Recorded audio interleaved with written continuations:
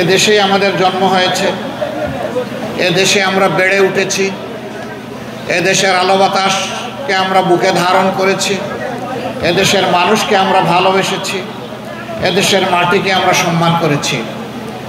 তারপরে এই অবস্থা কেন ছিল? কথা একদম পরিষ্কার।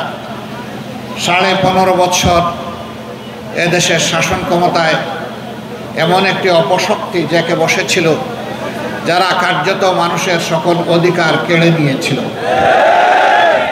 মানুষের বাঁচার অধিকার, মানুষের সম্ভ্রম রক্ষার অধিকার, মানুষের খাওয়ার অধিকার, মানুষের ভোটের অধিকার, মানুষের স্বাস্থ্যসেবা পাওয়ার অধিকার, মানুষের ন্যায় বিচার পাওয়ার অধিকার, এক কথায় সমস্ত মানবাধিকার তারা কেড়ে নিয়েছিল। তারা বাংলাদেশের মানুষের উপর জুলুম করেছে, তারা বাংলাদেশের মানুষের সম্পদ লুণ্ঠন করেছে, লুণ্ঠিত সম্পদ তারা বিদেশে পাচার করেছে, তাদের পরিবার পাঠিয়ে কানাডা সহ বিভিন্ন জায়গায় বেগম পাড়া তৈরি করেছে। শেষ পর্যন্ত নিজেরাও তারা পালিয়ে গেছে। তারা বলতো এই দেশটি তাদের, বাকি জনগণ তাদের দাস। চোখ রাঙ্গাতো তোমরা কারা? আমরা জমিদার, তোমরা আমাদের প্রজা, আমাদের ইচ্ছা মতোই তোমাদেরকে এখানে বসবাস করতে হবে। আল্লাহ তাআলা অহংকারীদেরকে পছন্দ করেন না। দাম্ভিকদের দম্ভ আল্লাহ তাআলা মাটির সাথে মিশিয়ে চুরমার করে দেন। এটি এই ইতিহাস দুনিয়ায় বারবার প্রমাণিত হয়েছে। ভালো মানুষ ইতিহাস থেকে শিক্ষা নেয়, আর মন্দরা ইতিহাসের আস্থা কুলে নিক্ষিপ্ত হয়। মন্দরা কখনো ইতিহাস থেকে ভালো শিক্ষা গ্রহণ করতে পারে না। আল্লাহ আজহারুল ইসলাম যখন বন্দী হন তখন ছিলেন তিনি বাংলাদেশ জামাত ইসলামের ভারপ্রাপ্ত সেক্রেটারি জেনারেল।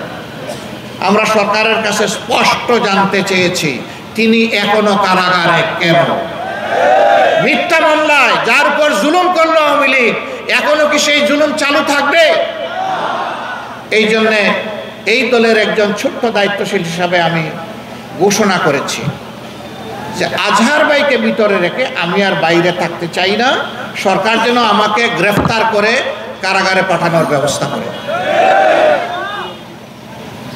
আমার সম্মানিত ভাইয়েরা, আজহার ভাইয়ের মুক্তির সাথে সাথে বাংলাদেশ পুরোপুরি মুক্তি পাবে না, তবে একজন মুসলিম মুক্তি পাবেন ইনশাআল্লাহ।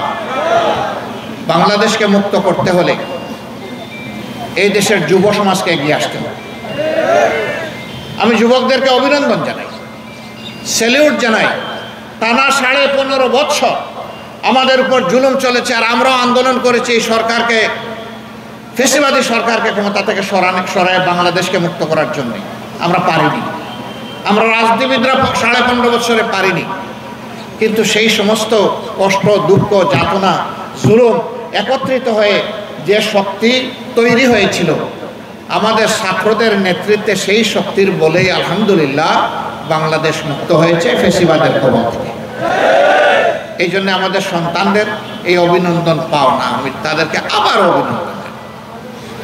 আমি এদেশের আপাবর যুব সমাজকে আহ্বান জানাই, সমাজ গড়ার জন্য দায়িত্ব নিতে তোমাদেরকে এগিয়ে আসতে হবে।